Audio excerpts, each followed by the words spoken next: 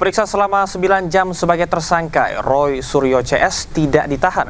Kita akan membahasnya lebih dalam bersama dengan Denny Indrayana, kuasa hukum Roy Suryo CS yang saat ini berada di Melbourne, Australia, dan juga Wakil Ketua Umum Projo Freddy Damanik yang sudah hadir di Studio 3 iNews. Selamat malam, kita akan ke Mas Freddy terlebih dahulu. Mas Freddy, melihat perkembangan kasus ini dan kita tahu bersama bahwasanya Roy Suryo tidak ditahan, tanggapan Anda seperti apa?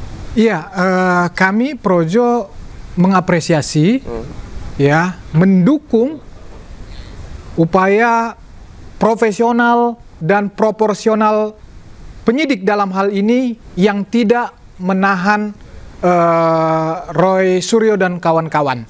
Jadi tentu penyidik mempunyai pertimbangan sendiri, kenapa tidak menahan ini. Kami juga mendukung, kenapa? Karena kami juga tidak mau Polri dalam hal ini penyidik itu dinarasikan bertindak tidak adil, dinarasikan bertindak sewenang-wenang karena misalnya menahan Roy Suryo dan kawan-kawan hari ini. Mereka punya hak-hak sebagai tersangka.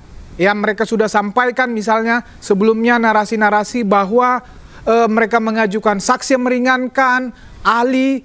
Makanya saya katakan tadi kami mendukung penyidik dalam hal ini memeriksa semua itu, diberikan semua hak-hak mereka. Nanti pada saatnya jika memang diperlukan penahanan, kami juga mendorong. Kami juga mendorong tahan mereka. Jika memang saatnya nanti. Kenapa kami mendukung penahanan pada saatnya? Karena memang kami melihat mereka ini sudah terlalu banyak membangun disinformasi, fitnah dan kebencian yang merusak narasi di publik, yang merusak moral bangsa, merusak narasi-narasi di masyarakat. Ini kenapa kami mendorong penahanan. Tetapi kami tidak mau mendesak dengan polisi melanggar hak-hak tersangka tentunya. Baik, saya akan ke Mas Denny. Mas Denny, apakah Anda setuju bahwasanya klien Anda disebut sebagai sesuatu yang berlebihan dengan kasus ini? Bung Damar, terima kasih. Tentu saja itu satu pandangan satu pendapat. Tetapi mari kita fokus saja pada permasalahan yang sekarang terkait dengan dugaan ijazah palsu dan sejenis itu. Tidak usah terlalu jauh bicara berlebihan atau tidak. Mengapa demikian? Karena saya sendiri setelah mengikuti perjalanan kasus ini dan akhirnya memutuskan menjadi bagian dari tim kuasa hukum, ingin memberikan perspektif yang menurut saya penting juga untuk didengarkan. Kalau tadi dipaparkan soal-soal pidana, soal ditahan atau tidak, dan seterusnya, saya melihat ada hal prinsipil yang sebenarnya luput untuk didiskusikan di ruang-ruang publik, yaitu persoalan bagaimana penegakan hukum kita akhir-akhir ini seringkali dijadikan alat untuk intimidasi. Bagaimana kemudian hukum pidana itu diintervensi sebagai bagian dari upaya untuk meredam sikap-sikap kritis, sikap-sikap ilmiah, dan sejenis itu. Yang kemudian dibahasakan dalam salah satu yang sering muncul kriminalisasi. Tapi di balik kriminalisasi itu ada intimidasi, dan ini lebih mendasar. Nah, bidang saya kebetulan hukum tata negara, saya ingin memberikan perspektif itu, bahwa ada persoalan konstitusionalitas yang lebih mendasar. Ada proses penegakan hukum yang harusnya merdeka, independence of the judiciary, kemerdekaan kekuasaan peradilan, yang tentu saja juga terkait dengan proses penegakan hukum pidana. Nah, apakah penegakan hukum terhadap pentersangkaan Mas Roy Suryo dan kawan-kawan ini adalah penegakan hukum yang murni atau tidak? Tentu harus dibuktikan secara fair, secara adil. Dan apa yang dipertontonkan dalam beberapa waktu terakhir itu bisa menjadi rangkaian perjalanan sejarah nantinya yang membuktikan bahwa ini adalah persoalan-persoalan yang lebih mendasar, bukan hanya masalah pidana. Bagaimana kita kemudian meletakkan sikap kritis itu adalah bagian dari kedewasaan berdemokrasi. Saya ingin memberikan perspektif itu kepada khalayak. Bukan berarti tindak pidananya tidak penting untuk dibahas, itu iya. Tetapi bagaimana politik hukum penegakan hukum kita, terutama hukum pidana ini, jangan sampai menjadi modus yang membuat orang mudah dipenjarakan, diintimidasi. Itu juga penting untuk disampaikan ke khalayak sehingga kita bisa melihat tidak lagi ada orang-orang yang dikriminalisasi karena sikap kritis, apalagi terhadap penguasa. Baik, saya akan ke Mas Freddy. Apakah Anda setuju bahwasanya hal yang dilakukan oleh Roy Suryo CS ini merupakan implementasi dari sikap kritis? Bahkan tadi ada sisi intimidasi yang dirasakan. Apakah Anda setuju? Ya, kritik itu tidak menyerang kehormatan. Ya, kritik itu tidak menfitnah. Ya, Prof. Denny, kita juga sama-sama tahu memang dalam demokrasi konstitusi kita ya menjamin kebebasan berekspresi, kebebasan berpendapat. Tetapi di pasal berikutnya, di huruf berikutnya juga ada batasannya bahwa ketika kita menyampaikan pendapat, kebebasan berekspresi tentu tidak boleh melanggar hak-hak orang lain. Ada batasan yang diatur oleh undang-undang di situ. Nah, inilah jadi memang pada prinsipnya masyarakat itu adalah homini homo lupus. Jadi itulah pentingnya di sini ada Polri, pentingnya di sini ada penyelidik, ada penyidikan, sistem peradilan pidana. Ya, kalau dikatakan kriminalisasi, apakah perbuatannya ada? Jelas perbuatannya ada. Ya, ada tuduhan nggak? Ada tuduhan, gitu. Ada menyerang kehormatan nggak? Ada menyerang kehormatan. Disiarkan nggak ke publik? Disiarkan di publik. Apakah ini merupakan penelitian?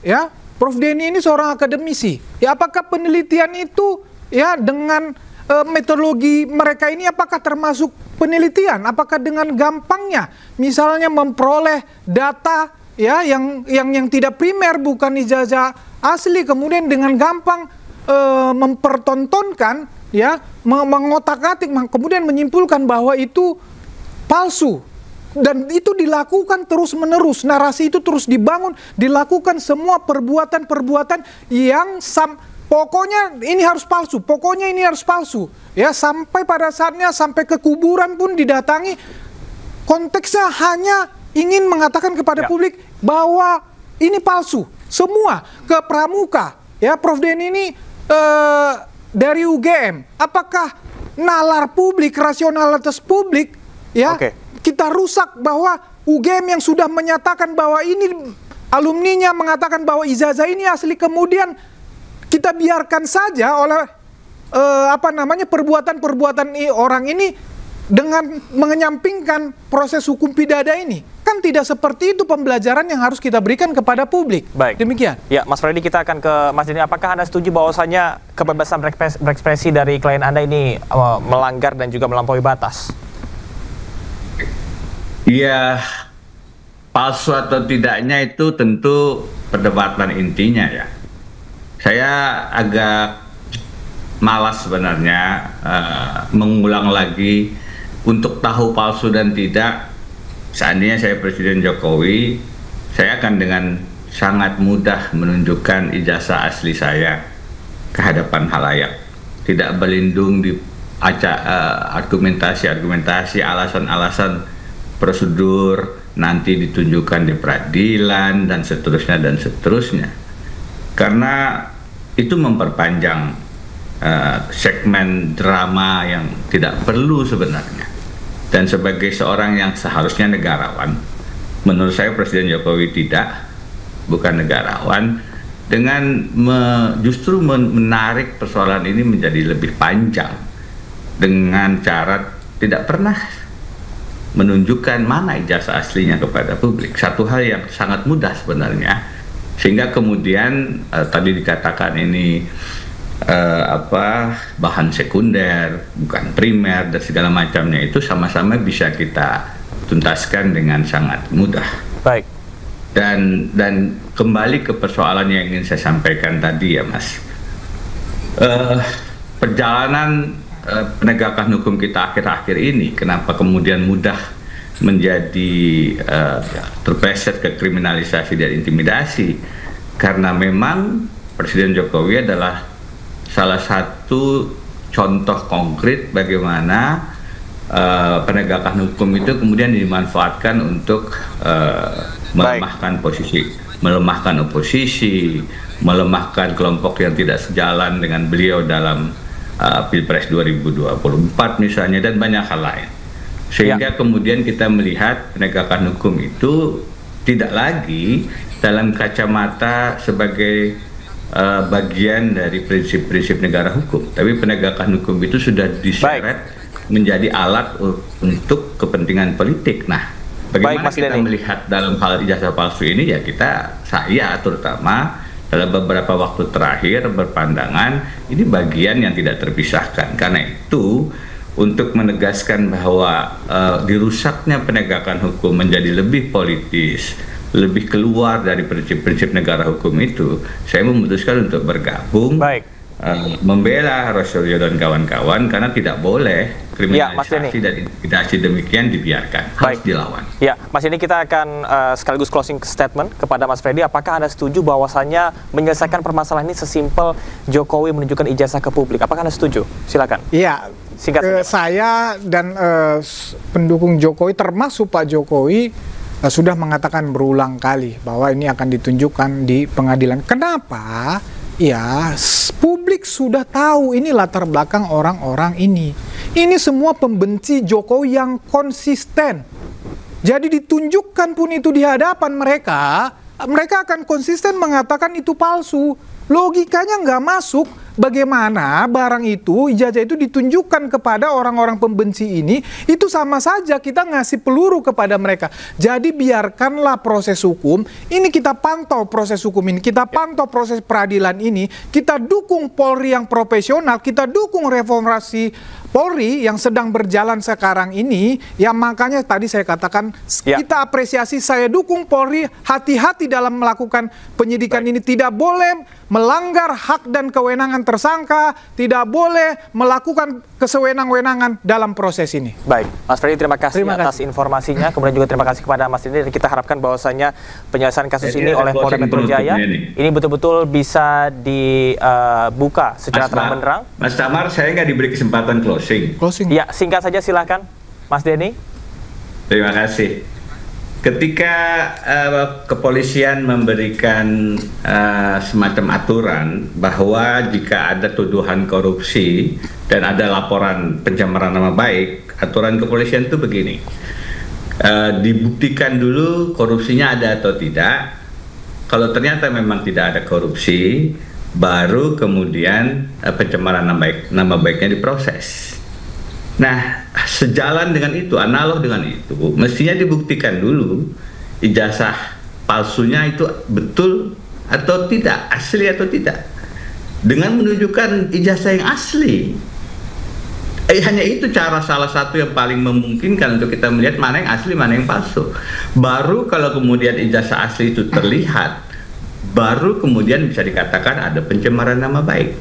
Sejauh kita belum bisa melihat mana ijazah aslinya, maka tidak boleh dikatakan ada pencemaran. Inilah yang menurut saya logika-logika sederhana yang diputar balik, terutama oleh mantan Presiden Jokowi, berlindung di balik prosedur-prosedur hukum yang seolah-olah benar begitu. Padahal logikanya sangat menyesatkan, dan karenanya sekali lagi saya memutuskan untuk bergabung melawan kezaliman-kezaliman yang menutup ruang kita untuk berpikir secara waras dalam penegakan hukum di tanah air. Ya, terima kasih Mas Denny, kami sudah menangkap apa yang Anda sampaikan, dan kita harapkan bahwasanya proses dari peradilan ini bisa proporsional dan juga akuntabel oleh Polda Metro Jaya. Terima kasih sekali kepada Mas Freddy dan juga kepada Mas Denny. Usai diperiksa selama 9 jam, Roy Suryo CS keluar dari gedung Diskrimum Polda Metro Jaya. Roy Suryo selesai menjalani pemeriksaan selama 9 jam dan keluar ruangan sekitar pukul 20.45 waktu Indonesia Barat. Juru bicara Roy Suryo CS menyebut pemeriksaan berjalan dengan baik. Roy Suryo Rismon Sianipar dan Dr. Tifa diperlakukan dengan baik oleh penyidik. Saya dengan seratusan pertanyaan. Alhamdulillah penyidik bersikap baik. Dan kemudian juga Mas Roy, Rismon, dan Dr. Tifa juga kooperatif. Alhamdulillah. Tetapi tentu ada hal-hal teknis yang nanti kita akan diskusikan di kemudian hari. Maka untuk kesempatan ini dengan sangat terpaksa tidak akan ada press conference dari ketiganya. Jadi cukup saya yang mewakili kepentingan mereka bertiga dan alhamdulillah paling tidak hari ini mereka tidak ditahan. Padahal kita tahu pasal-pasal yang dikenakan ke mereka ancaman hukumannya sampai 12 tahun, yaitu pasal 35 Undang-Undang ITE. Alhamdulillah, saya mengatakan dengan tidak ditahan, Mas Roy akan lebih produktif, akan bisa berpikir, akan bisa menulis dan lain sebagainya. Jadi biarkanlah mereka hari ini cooling down dulu, tidak mengeluarkan press statement apa-apa, menggunakan hak tenangnya untuk tafakur kembali dalam perjuangan demokrasi dan konstitusi yang sah dan sudah diakui di Republik Indonesia ini, ya kan? Jadi mudah-mudahan perjuangan kita tetap berada di jalur konstitusional. Selama 9 jam, Roy Suryo dicecar ratusan pertanyaan. Polisi menyebut ketiga tersangka tidak ditahan karena mengajukan saksi dan ahli yang meringankan. Pemeriksaan terhadap 3 orang tersangka dilaksanakan lebih kurang 9 jam 20 menit. Berawal dari pukul 10.30 sampai dengan 12.00. 12.00 sampai dengan 13.30 lebih kurang 1,5 jam diberikan kesempatan istirahat untuk melaksanakan ibadah dan makan siang. Dilanjutkan 13.30 sampai dengan 15.30. Ini pemeriksaan lanjutan. Dilanjutkan kembali istirahat lebih kurang 1 jam dan berakhir di 18.30.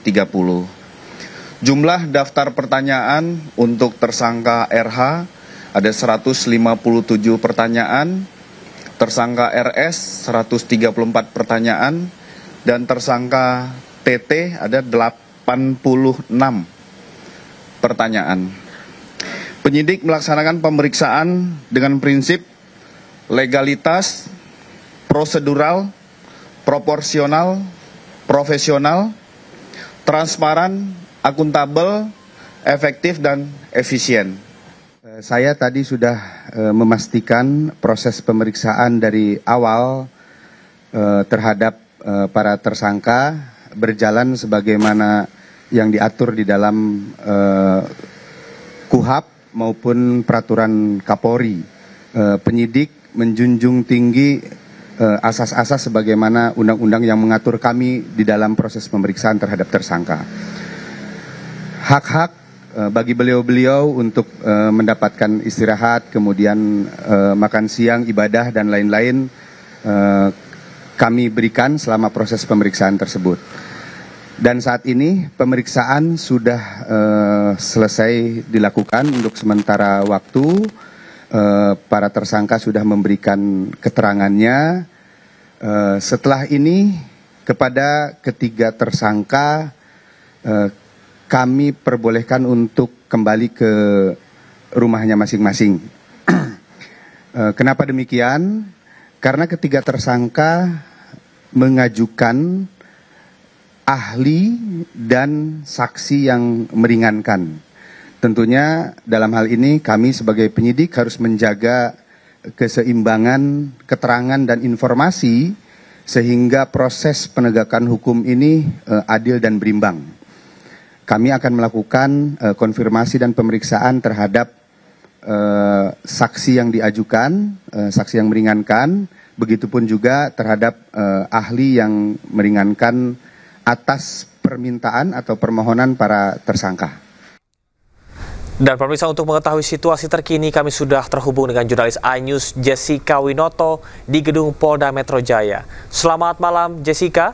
Jessica, seperti apa kondisi terkini di pemeriksaan Roy Suryo CS? Ya, selamat malam Camar dan juga pemirsa. Untuk kondisi terkini di Ditreskrim Polda Metro Jaya, saat ini memang sudah selesai rangkaian dari pemeriksaan perdana Roy Suryo, Dr. Tifa dan juga Rismon Sianipar sebagai tersangka yang telah dilaksanakan sejak pukul 10 pagi waktu Indonesia Barat hingga jam 18.30 waktu Indonesia Barat tadi. Dan tadi pun juga sudah dilaksanakan konferensi pers yang dilakukan oleh Polda Metro Jaya yang dibawakan oleh Kabid Humas Polda Metro Jaya, yaitu Kombes Pol Budi Hermanto, dan dilanjutkan dengan sesi wawancara dengan juru bicara dan juga Roy Suryo setelah melewati proses pemeriksaan perdananya sebagai tersangka selama 9 jam 20 menit lamanya.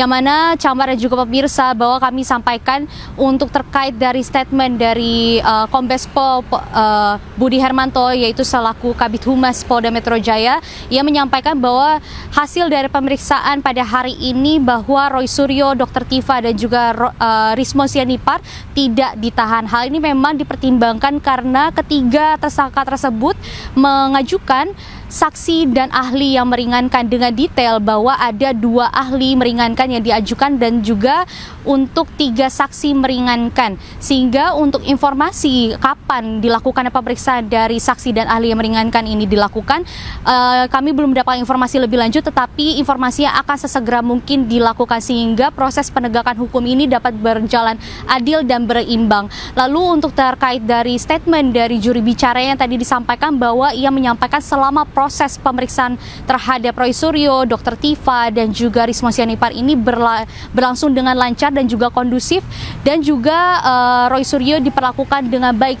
Yang mana ini artinya tadi disampaikan bahwa Roy Suryo, Dr. Tifa dan juga Rismon Sianipar ini diberikan waktu untuk ibadah, lalu juga untuk istirahat dan juga untuk makan. Sehingga memang selama proses pemeriksaan selama 9 jam 20 menit ini berlangsung dengan kooperatif dan juga kondusif. Lalu selain itu pun tadi sempat juru bicara menyampaikan bahwa Roy Suryo meminta untuk ia meminta publik untuk memberikan waktu untuk cooling down dan juga merenung bagi Roy Suryo, dan juga Roy Suryo hanya berterima kasih kepada Polda Metro Jaya dan juga komunitas pendukungnya dan lain sebagainya, sehingga memang saat ini sudah tidak ada rangkaian pemeriksaan lagi. Sementara itu, Camar. Baik, terima kasih rekan Jessica, selamat bertugas kembali. Kisah kasus penculikan bocah perempuan berusia 4 tahun di Makassar, Sulawesi Selatan mengungkap fakta mengejutkan dari tersangka Sri Yuliana. Salah seorang anak Sri Yuliana mengungkap 2 adiknya yang masih balita juga dijual oleh ibunya.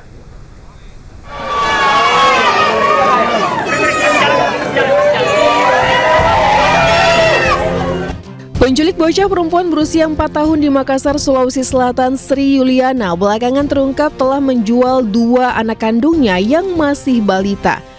Fakta mengejutkan ini berdasarkan pengakuan anak pelaku yang masih berusia 9 tahun saat berada di rumah aman UPTD Perlindungan Perempuan dan Anak Kota Makassar.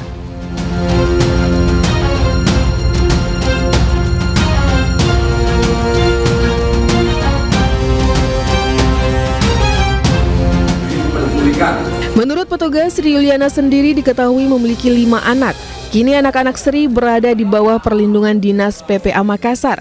2 anak pelaku sementara ditampung di rumah aman karena tidak memiliki keluarga yang dapat menjamin keselamatan mereka. Sri Yuliana sebelumnya ditangkap pekan lalu setelah menculik bocah perempuan berusia 4 tahun di Taman Pakui Sayang, Makassar, Sulawesi Selatan dan menjualnya seharga 3 juta rupiah. Siapa namanya itu? Tim Liputan iNews melaporkan. Saat kasus hilangnya Kenzi Alvarezi, anak asal Kabupaten Bungo, Jambi kembali viral, beredar video seorang anak suku dalam yang mirip dengan Kenzi. Polisi pun bergerak menyelidiki dan memastikan bahwa bocah suku anak dalam tersebut bukanlah Kenzi yang hilang 3 tahun lalu.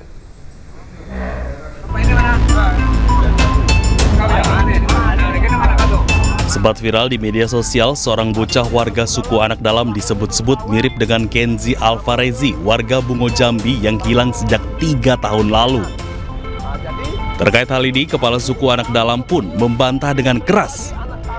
Ia pun berharap wajah anak suku dalam ini tak lagi viral di media sosial.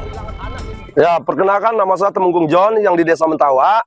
Inilah anak kami yang dipiral-piralkan sama netizen. Jadi ini asli anak suku dalam. Asli anak suku dalam, lahirnya di Mentawa. Jadi untuk saat ini kami pokoknya tidak terima lagi anak kami dipira-pira lagi. Polisi pun telah menyelidiki dan menelusuri hal ini. Polisi memastikan bocah asal suku anak dalam yang viral tersebut bukanlah Kenzi. Saya menghimbau kepada para masyarakat yang memberikan informasi, saya ucapkan terima kasih. Namun dari pengecekan benar adanya, yaitu dasarnya dari kakak, kemudian kita klarifikasi kepada orang tuanya bahwa yang mirip dengan Kenzi itu adalah bukan Kenzi. Sebelumnya, Kenzi Alvarezi, warga Desa Danau, Kecamatan Pelapat Ilir, Kabupaten Bungo Jambi, hilang pada 1 September 2022 silam. Kenzi yang saat itu berusia 3 tahun diduga diculik oleh seorang perempuan yang mengendarai sepeda motor.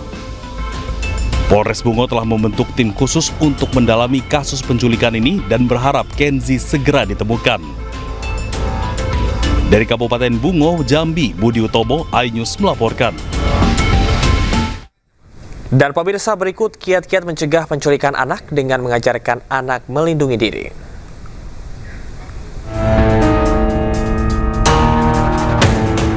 Satu, ajari anak aturan izin ibu atau ayah dulu. Hal ini dilakukan agar setiap kali ada orang lain yang ingin mengajak anak ke suatu tempat atau menawarkan sesuatu, maka si anak harus menanyakan terlebih dahulu pada orang tua atau pengasuh mereka. 2. Ajari anak untuk menolak ajakan atau tawaran orang tak dikenal. Beritahu anak tidak apa-apa menolak pemberian dari orang asing. Tidak hanya menolak pemberian hadiah, namun anak juga perlu menolak permintaan orang asing yang membuat mereka tidak nyaman. Kemudian 3, ajari anak mengingat nomor HP orang tua. Hal ini dilakukan untuk menjamin keselamatan anak dalam situasi darurat serta memperkuat komunikasi dan hubungan keluarga. 4, hindari anak pakai perhiasan mencolok atau bawa ponsel. Langkah ini sebagai antisipasi mengundang niat jahat pada anak. Lalu 5, ajarkan keterampilan dasar bela diri. Latihan bela diri dasar berguna untuk berjaga-jaga bila anak tidak bisa melarikan diri dalam situasi percobaan penculikan. 6, awasi selalu anak saat bermain. Dan 7, ajari anak minta tolong satpam atau polisi saat tersesat. Orang tua wajib beri pemahaman pada anak tentang orang dan waktu yang aman untuk si anak meminta bantuan dan berbagi informasi pribadi.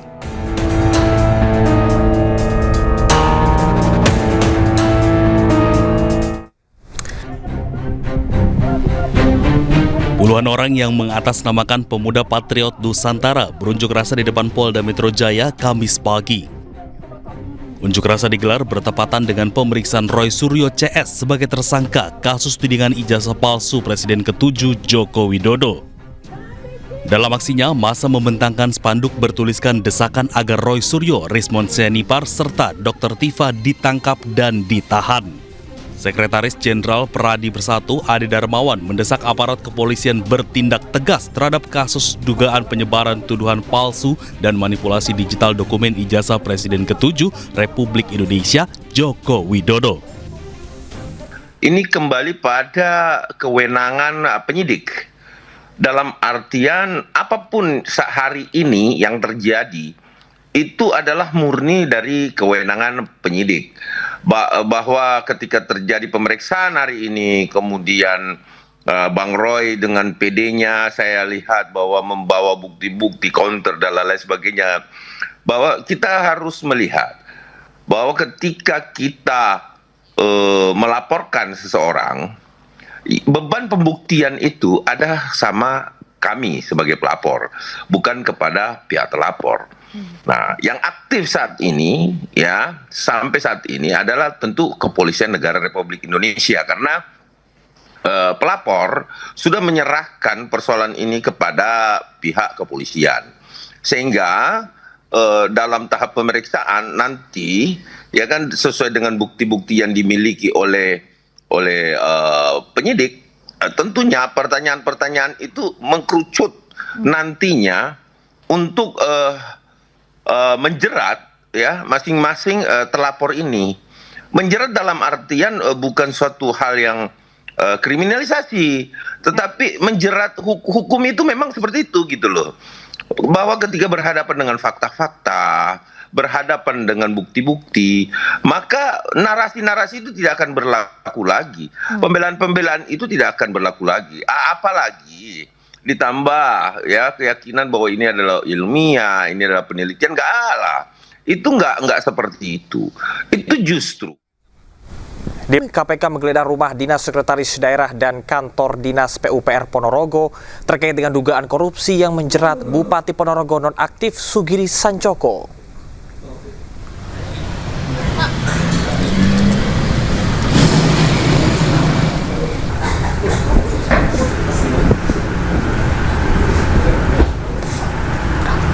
Penyidik Komisi Pemberantasan Korupsi menggeledah mobil dinas dan rumah dinas Sekda Ponorogo, Agus Pramono, di Jalan Hos Cokroaminoto, Ponorogo. Dua mobil digeledah namun tak ditemukan berkas atau barang bukti apapun. Tak hanya itu, KPK juga menggeledah kantor Dinas Pekerjaan Umum dan Perumahan Rakyat Kabupaten Ponorogo serta mobil dinasnya. Namun sama, tak ditemukan dokumen atau barang bukti apapun.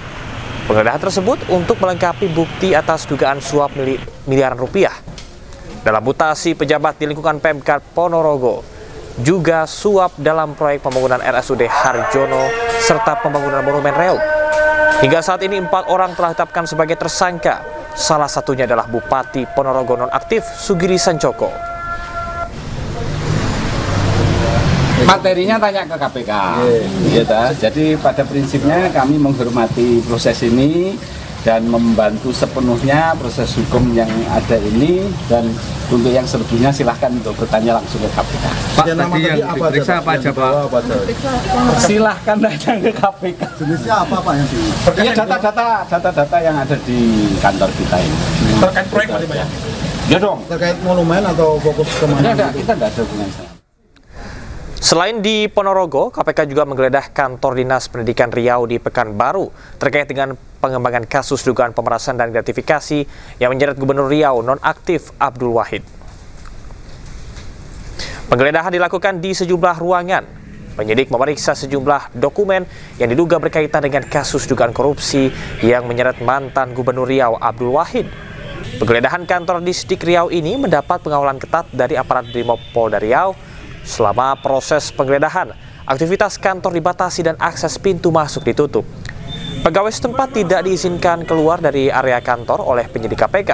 Warga yang ingin berurusan ke kantor Disdik hanya bisa mengantar berkas dari luar pagar kantor. Penggeledahan di kantor Disdik Riau ini berlangsung hampir 9 jam. Tim penyidik KPK mengamankan sejumlah dokumen penting yang dibawa dalam 3 koper dan 1 ransel.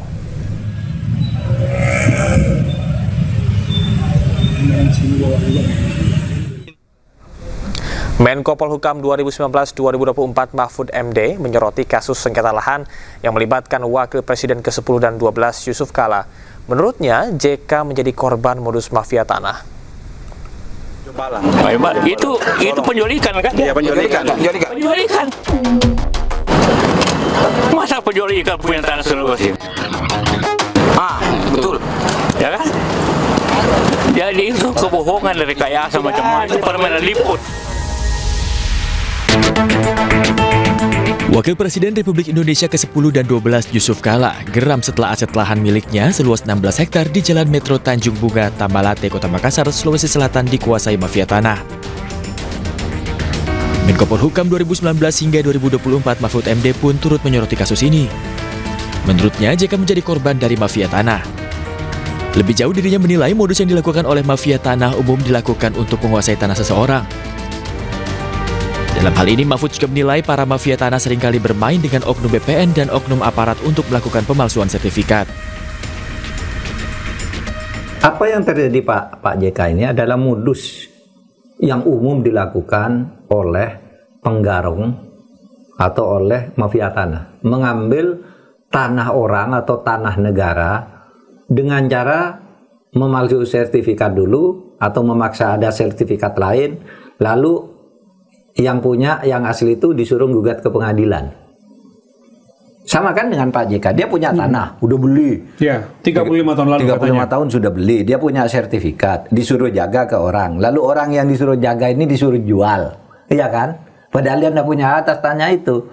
Lalu diketahui bahwa itu punya Pak JK, tidak boleh dijual, tapi sertifikatnya udah keluar, dijual oleh orang ini. Nah, gimana cara menjual? Main dengan BPN, main dengan aparat, main dengan apa, keluar sertifikat, lalu disuruh menggugat kan. Pak JK sebagai korban suruh menggugat, lalu dia tidak merasa menjual, kok suruh menggugat orang lain yang tidak punya hak menjual, suruh menggugat. Nanti kalau menggugat ke pengadilan kalah.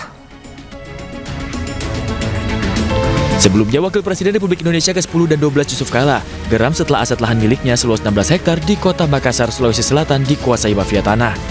JK pun mengklaim tanah tersebut telah dibeli secara sah sejak 35 tahun lalu. Dari Jakarta, Tim Liputan, A-News melaporkan. Sementara itu, Menteri Agraria dan Tata Ruang Kepala Badan Pertanahan Nasional Nusron Wahid menyebut mafia tanah tidak akan habis hingga kiamat. Nusron mengaku saat ini tengah membenahi tubuh BPN. Kiamat pun pasti akan ada, kiamat kurang 2 hari pun itu masih akan ada. Selama apa? Namanya mafia tanah itu tindak kejahatan. Orang bertindak jahat itu pasti ada. Caranya gimana caranya? Ya udah, caranya adalah orang BPN harus kuat, harus proper, ya kan? Harus proper, tidak tergoda dan kuat, tegas dalam prinsip, tegas dalam menegakkan aturan. Itu aja cukup. Kalau kita melarang orang berbuat jahat, semua orang ini ada potensi untuk berbuat jahat masalahnya. Yang penting kita yang sebagai regulator ini tidak mau diajak kong kali kong berbuat jahat, dia tidak mungkin bisa. Kita beralih ke informasi lain, pemirsa. Mahkamah Konstitusi mengabulkan gugatan terhadap Undang-Undang Nomor 2 Tahun 2002 tentang Kepolisian Republik Indonesia.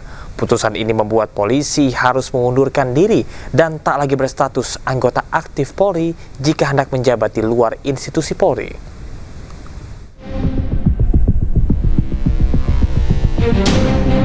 Mahkamah Konstitusi memutuskan anggota Polri tidak lagi bisa menduduki jabatan sipil atas penugasan Kapolri. Jika ingin menduduki jabatan sipil, maka polisi harus mengundurkan diri atau pensiun terlebih dahulu. Hal ini menjadi bagian dari putusan perkara nomor 114/PUU-23/2025 terkait gugatan atas norma pasal 28 ayat 3 dan penjelasan pasal 28 ayat 3 Undang-Undang Nomor 2 Tahun 2022 tentang Kepolisian Negara Republik Indonesia. Ketua Mahkamah Konstitusi Soehartoyo saat membacakan amar putusan di ruang sidang utama MK Jakarta pada hari Kamis mengatakan mengabulkan permohonan para pemohon untuk seluruhnya.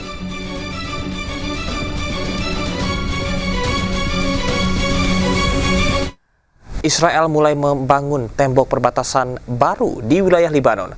Hal ini pun memicu kekhawatiran penduduk setempat akan adanya perampasan tanah.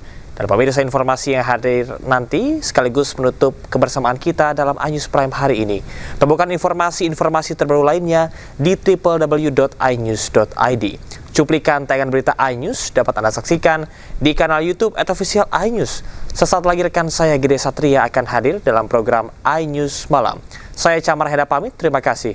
Sampai jumpa.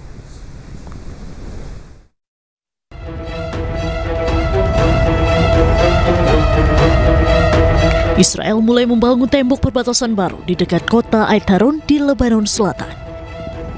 Nampak alat berat sedang membangun tembok di sebuah pos yang sebelumnya direbut oleh tentara Israel saat berperang melawan Hizbullah tahun lalu.